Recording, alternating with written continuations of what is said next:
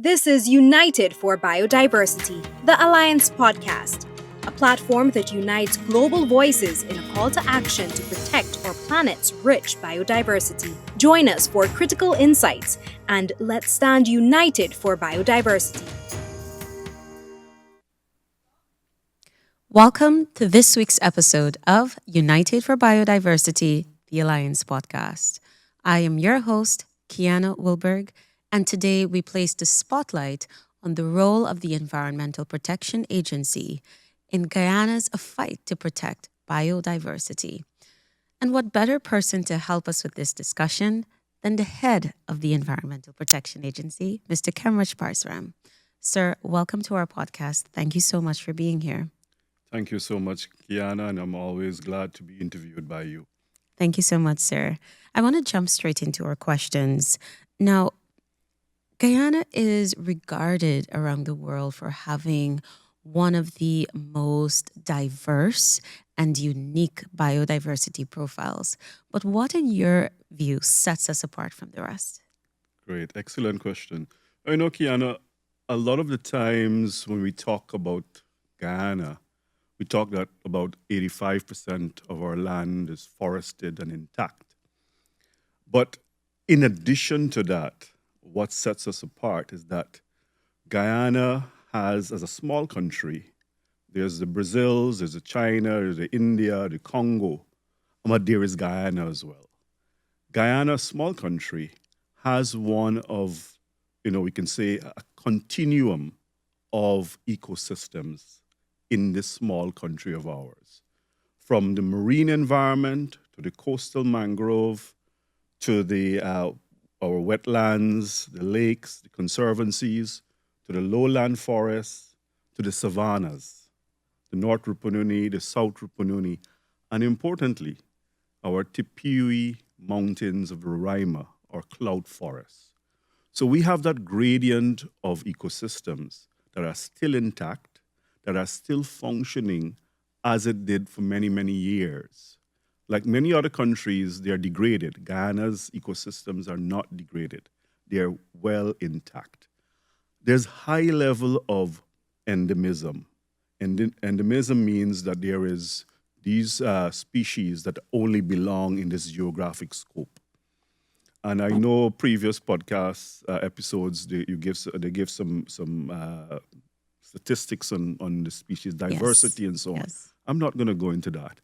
I just wanted to highlight that we have the spectrum and the gradient of ecosystems, from our forests to our coastal and marine environment and the Tipui Mountains. And that's one of the things that we want to also put as we speak a bit later on 30 by 30. Mm-hmm. We want to highlight our Tipui Mountains as an option for protection as well. Now, I don't want to go on too long, but importantly, by having all this continuum and this endemism, because of our stewardship, we have maintained and managed that for centuries. Not many countries can boast that. They're fragmented, they've lost their value. We have maintained that value and that importance for our livelihoods, for indigenous populations, and for us all. All the things that we do, from our agriculture to our forestry, depend on these ecosystems and biodiversity as a whole. Maybe people will think biodiversity is just animals or plants, but biodiversity is a variety of life. The soil, how the soil supports agriculture, all these things. And we have maintained and protected. Our stewardship has managed that. I love the way you explained that because it's a very important point. Some persons run away with the idea that biodiversity, they have this sort of tunnel vision approach to it, just animals and plants. But I really appreciate that nuance that you provided there.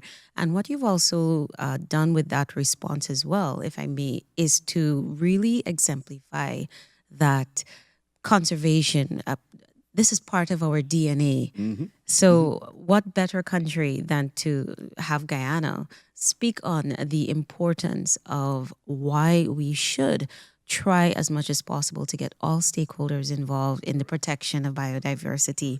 So That's a great way to open up this podcast today. And if you allow me, I want to add this. Yes, please go ahead. Guyana can be viewed as a living museum of evolutionary history.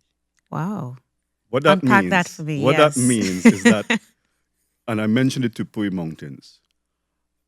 Recently, there have been people studying that area, and they're discovering new species, and it's continued to be studied, and likely there will be more and more species. Wow. The sense that those organisms there, they're so protected that they're still showing that historical, like the prehistoric era, and so the evolutionary richness remains there, as well as on top of Kaicho Falls. That's why we have the golden rocket frog. It's the only country that exists in. Importantly, we're a refuge for endangered species that are endangered elsewhere, but in Guyana, we are a refuge for them. Our jaguars, our manatees, our turtles, Yes. and all these other things. Importantly, we're a beacon of our ecological integrity. Because elsewhere in Brazil and China, they're degraded, they're fragmented. So I just wanted to put that in. I love that too. So we have the qualifications outlined there very beautifully. Now, I want to pivot now that we have the understanding of what sets Guyana apart and our track record in being, this platform that allows for others to see how you are supposed to engage in biodiversity conservation efforts. Now, how have we been leveraging this natural asset now to ensure that it is a pillar of revenue generation? Right. So for ages, we have been utilizing our biological resources, our natural capital, our forest. The Guyana Forestry Commission has been managing our forests for decades now. And we have had a thriving forestry sector. Because we have been, not clear cutting like in any other countries, like our neighbors, for example, we've been using reduced impact logging. So we have maintained forests whilst at the same time eking out economic opportunities from the forests, as well as non-timber forest products. You would have seen our Balata and the indigenous communities benefiting from bleeding Balata, for example, from Kufu and Nibi furniture and all these things. So that manufacturing sector, dependent heavily on those forest resources without degrading them in entirety. And then our vice president and people like Pradeepa started working on the carbon credit. Yes. So we have been benefiting from that over the past year, about $750 million US, and the Norway agreement as well, the payment for ecosystem services. So we've been, by protecting our forests, we've leveraged the economic aspect of our resources. And there are smaller, benefits in terms of indigenous peoples and how they benefit from that, how they maintain their livelihoods and so on. So that has been going on for a number of years. And that is why it's linked to why we have managed to protect, because we are not, destroying, we're utilizing sustainably. We're also thinking now, and coming up, the Global Biodiversity Alliance will speak to this, and it's about biodiversity credits. Yes. Countries like Mexico and Colombia have started some of this. Okay. And they've had some experiences, including Australia. But Guyana, because of our protected species, we have a value there that could be converted into biodiversity credit units and then marketed to the world. That's another form of income for Guyanese as a whole. So that's something that needs to be developed for Guyana, and I'm sure with this Biodiversity Alliance conference coming up, these players will look at how, including Guyana, how we can leverage that aspect. That's a beautiful point, and I'm going to circle back to that before we close today's session. Sure. But as I noted, we really want to place the spotlight on the role of the EPA because this agency has such a very important responsibility, given the place in which Guyana is at this point in time, unprecedented development and growth. And the EPA must now act as that fulcrum between helping Guyana perfectly manage or almost perfectly manage its pursuit of economic development of those resources, alongside having, on the other hand, balancing your international commitments and maintaining that track record. So, how do you do it? So, as you know, actually, this month we're 29 years in existence. And I'm linking to our existence to the previous point of how we have maintained our biodiversity. Okay. It's because institutions like the agencies of the EPA, the GFC, we have been doing our work and helping and ensuring and safeguarding our environment and our biodiversity. The EPA is the focal point for the Convention on Biological Diversity. And so, as part of, there's a Convention on Biological Diversity that speaks to three things. It speaks to conservation of biodiversity, sustainable use, and access to and equitable benefit sharing of these resources. Those were the three main objectives of the CBD since 1992, way before the EPA existed. But since its existence, EPA has been working and coordinating. In fact, there is now our first the National Protected Area System birthed out of the EPA. The EPA facilitated that. So the Kaichor National Park, the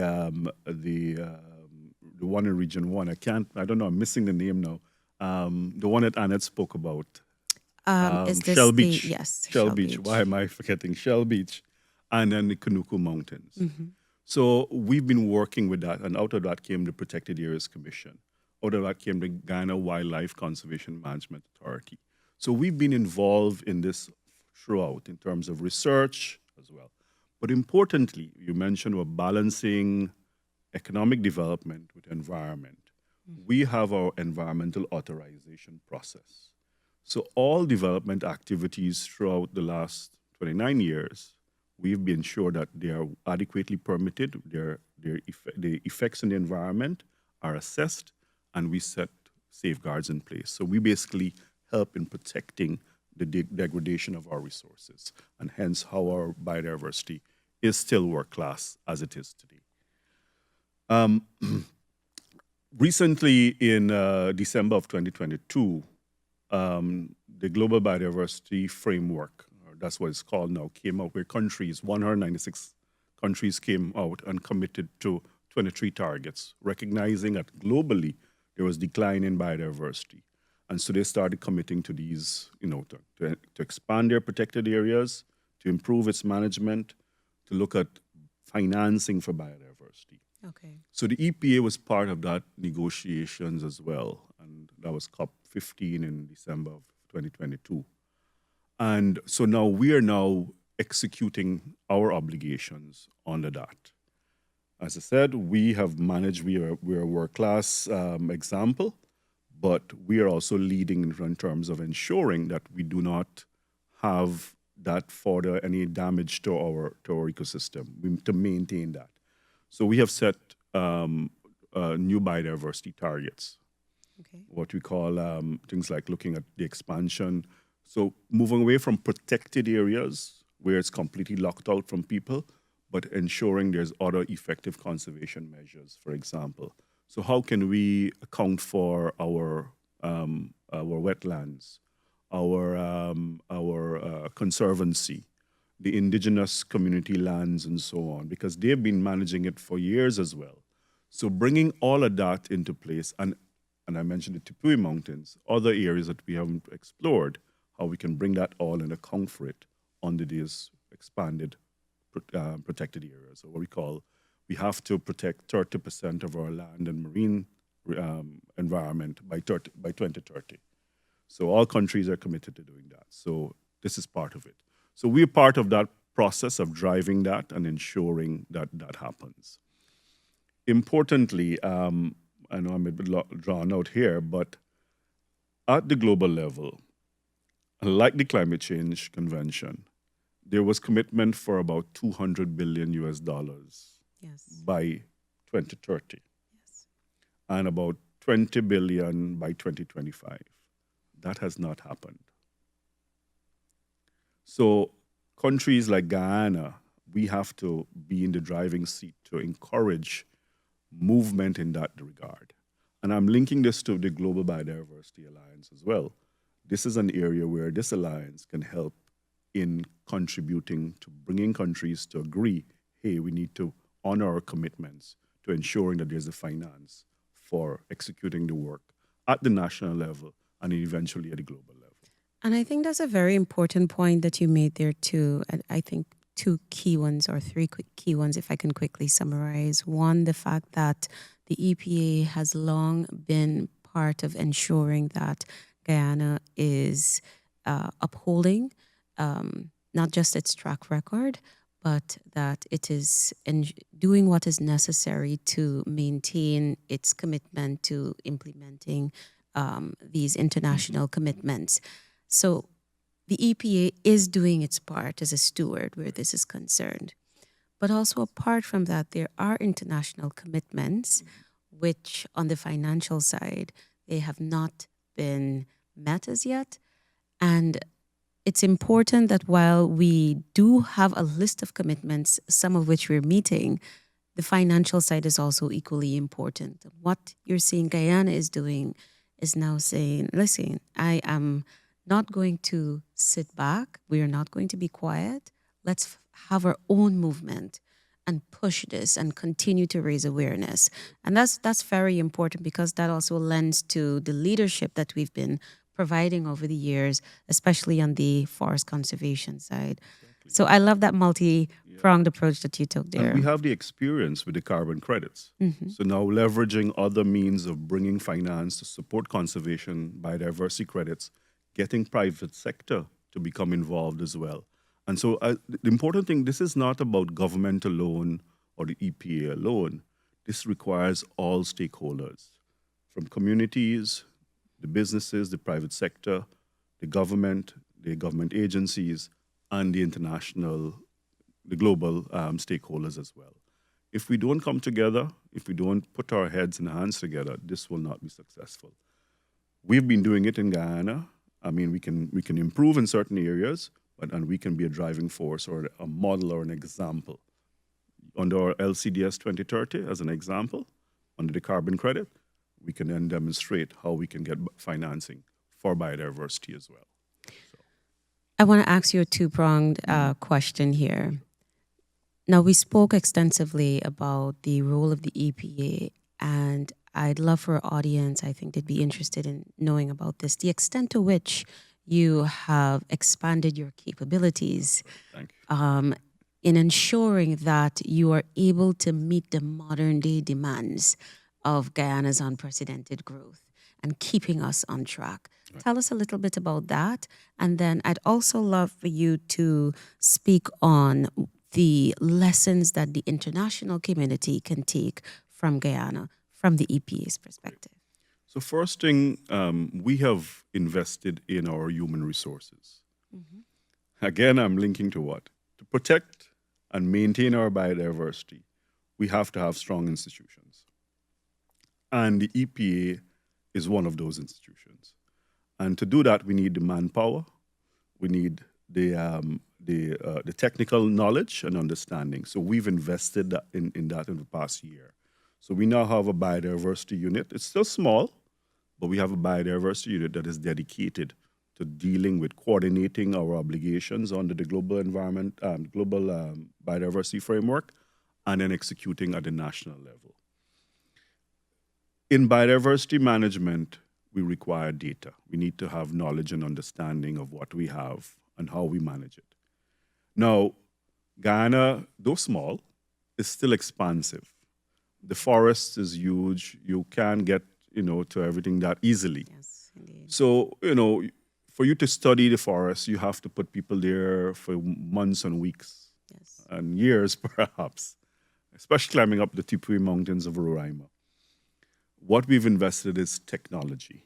Okay. we've leveraged technology to bring us that data.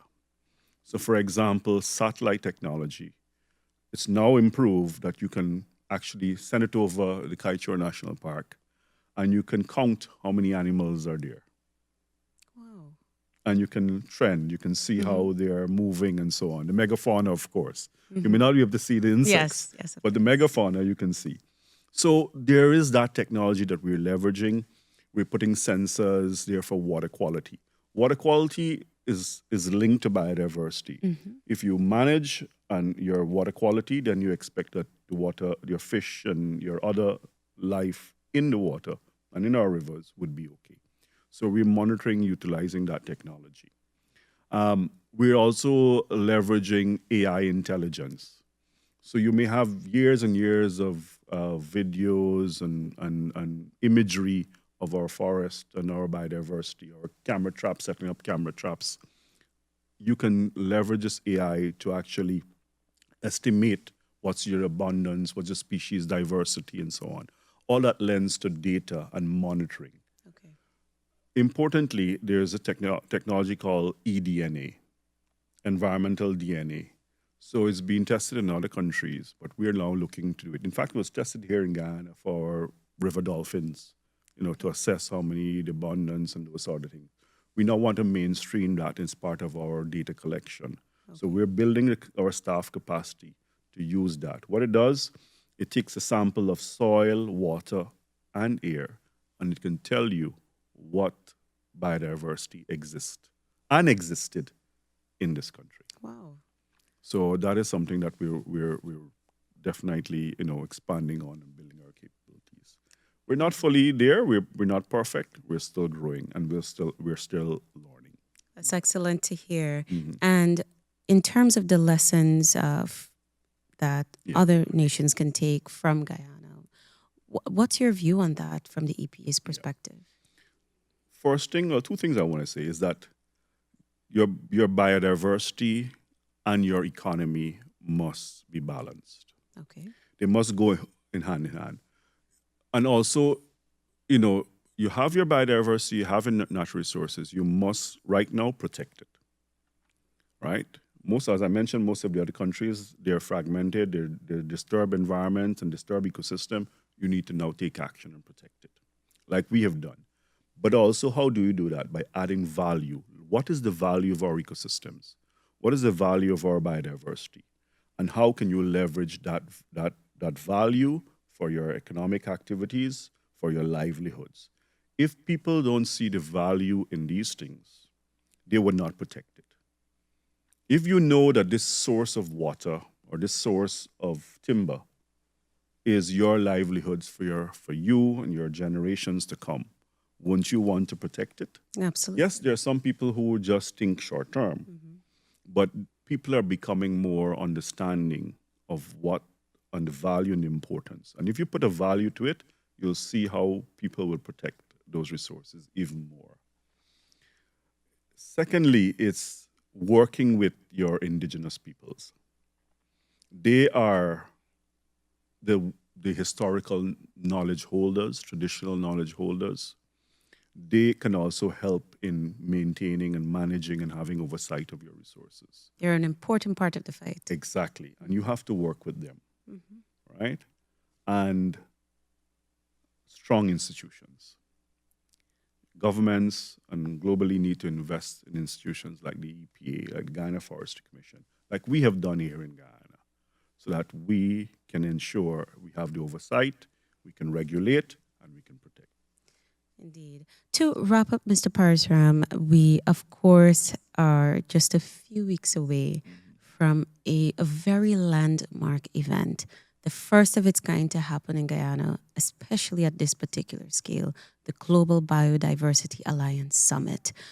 From the EPA's perspective, can you please share with us why do you see this particular platform as being very important to Guyana's cause and the international movement? Right. So as I started out, when you asked me about what EPA's role is, I mentioned that there isn't much progress with the Global Biodiversity Framework. There's some, but there is very little progress on the financing aspect and on the meeting the 30 by 30. This alliance and this event is much needed. And many things, sometimes to get things done, you need a driver, you need a champion. Yes. And I think this birthed idea and by His Excellency President Irfan Ali to do this is commendable.